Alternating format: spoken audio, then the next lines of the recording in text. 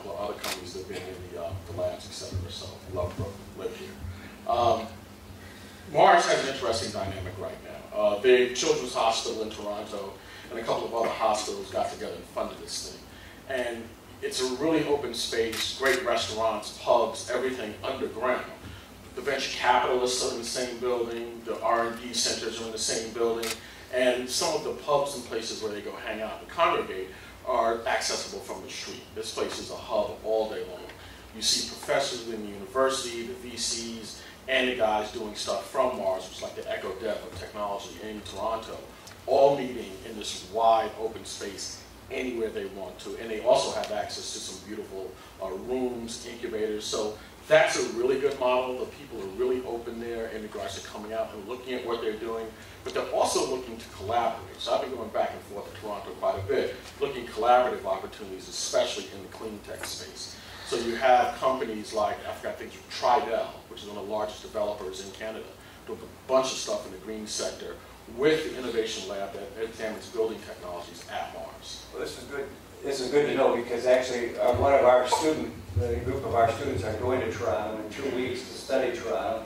I'll have them come back and give you a report. You won't have to pay for that. And I can tell them who to see at Mars. Yeah, good. So there's one. So Karen, say hello, because Karen's leading the charge of the film school into the dating yard, which I think is fantastic. So. Is this on? No. Yes. Yes, it is? Okay, good. Okay, thank you, Jerry. I just wanted to say I love alliterations because I'm a literary person, but I really would plead that you not use Triangle. Why? Because there is Brooklyn College, there is Flatbush, there is the walk all the way up, and we are connected. I grew up in Silicon Valley before they called it Silicon Valley, and where that started was Stanford University, 5 miles from my house. But where it ended up in the Bay Area, for those of you who know it, was Berkeley, San Jose State, San Francisco State is now big in biomedical. We know that the intellectual capital of universities and colleges drives innovation. What we need is more of this coming to our campuses so that our faculty, our staff, but mainly our students get excited about how they see the synergies happening in Brooklyn. So I don't know what the geometric figure needs to be, but it needs to link all of us. It needs to link the center and LIU and Brooklyn and every place in Brooklyn where learning and discovery and innovation and creativity are happening. Thank you. Good. So what else have you seen? Tony? Hello, Emily Conster from the Institute for Learning Innovation and a former Director General of the Ontario Science Centre in Toronto. I just wanted to link the first part of this conversation, which is about sort of the, if you will, the nuts and bolts of improvement in Brooklyn with things like pedestrian access and the experience and space filling and so on.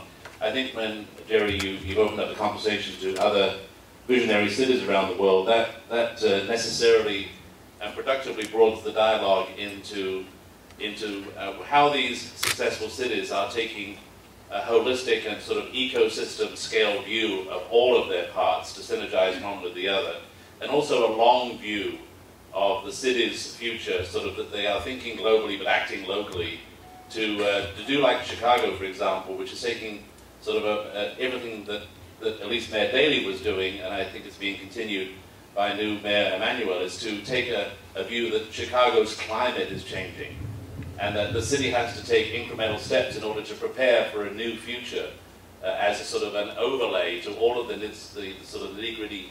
So these are ideas like having all your students in school studying Chinese, so you sort of put a marker down that... Or the physical infrastructure, the greenness of the community, the holistic nature of it. I just think that these other examples of which you've listed a few are the ones that inspire a much larger, longer, more holistic view of any one area's development and redevelopment. Thanks, Emma. Carl. I'm not a scientist. That's right. I'm not a scientist. I'm Lauren.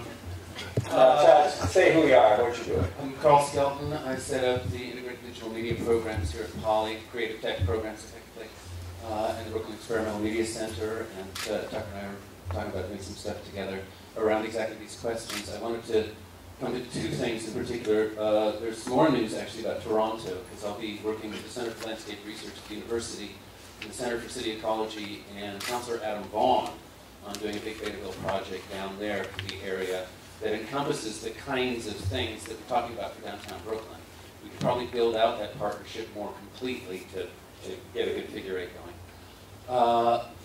And the other thing I wanted to talk to was actually another city altogether, which is Chattanooga, Tennessee, which has done an unbelievable job on the infrastructure side. They've got gigabit Ethernet to every single household, and the integration of the power board with the IT infrastructure goes to the question of what a living lab can be and what we might be thinking about at that level for some of these questions for this tech triangle. Wire it up. Good. Certainly, we haven't, when you speak to the Dumbo tenants about what their needs are, interestingly, that sort of communication infrastructure is not their foremost need, but I don't think that condition really applies to a lot of downtown, and certainly that's a statement that they have bigger problems now, bigger issues now, more than really looking forward to the future. So part of this study is really going to try to take a look at, 20 years worth of infrastructure need and opportunity to create and sustain a condition like you're talking about. Yeah, and these placemaking efforts go beyond the physical realm, right? I mean, I think in Dumbo firsthand we saw that, we created a ubiquitous wireless network for the whole neighborhood now, so that when you go outside, you have instant coverage, right? So whether you're sitting in the park or you're walking the street, or you might even get lucky sitting in the cafe that leads in. But these kind of placemaking and linkages strategies don't just need to be parks and streetscapes, right? There are opportunities in the digital space as well. That seems to be really strong. And wireless is a thing that Poly's been involved in for nearly 50 years, so we'd love to be part of that. So what else? Give me some more cities, though, you think we ought to be looking at, because we're going to need to move fast. I'm going to get back to how to get this done, but where else have you seen something that excites you? A lot of ideas here. Right. Yes? Good morning. Oliver Guinness with ClearPoint Ventures. We're a clean economy venture capital fund here in New York. Just hearing all of you talking about the different issues that you have, the first thing that comes to my mind, obviously, is make those issues sort of known to the business community. Many of these startups, they're innovative, sort of giving them a demand signal about, for instance, you mentioned transportation in the Bay Area. To answer your question, a lot of things happening there, obviously, but there's a company that's emulating the Google shuttle service that's been very successful around moving people around between some of these different areas, because they are kind of far apart. It's actually much closer here, and I would see that kind of model perhaps working there. You talked about connecting people as it relates to awareness around restaurants and so forth. I would almost encourage you, as you go through the study process, to bring in some of the incubator companies, or do some sort of an event where you brought in a lot of the entrepreneurs and signal to them that this stuff is happening or needs to happen, so that they get creative around trying to solve some of the problems that you have for you. So like have an innovation fair, we're open for business campaign that says, here's where we're headed, and get to be part of it. So one of the, I think the last thing we're going to talk about, we're going to wrap this up in a few minutes, is we do a study. We all agree this is a good thing to do. We all agree we're sort of poised to have the next big breakthrough. We do a study, but we always run the risk that as we do a study, everyone's interests begin to sort of pull back to their own self-interest, and we can't quite pull the thing together into action. So let's talk about what are we going to do to be sure that a year from now when we meet, we can name 3 big things that are different already in place, past the study. Well, I mean, to me, the most important piece is that we need to expand the group talking about this. So, right, what we're in the process now of doing is asking a bunch of people, looking for volunteers to put together a kind of steering committee that helps us craft the right kind of RFP for and bringing in the right people to do this study. Leaders in the field, like Tom and Andrew mentioned, we're the enablers, we're not the thought leaders on this, so bringing in the people that are.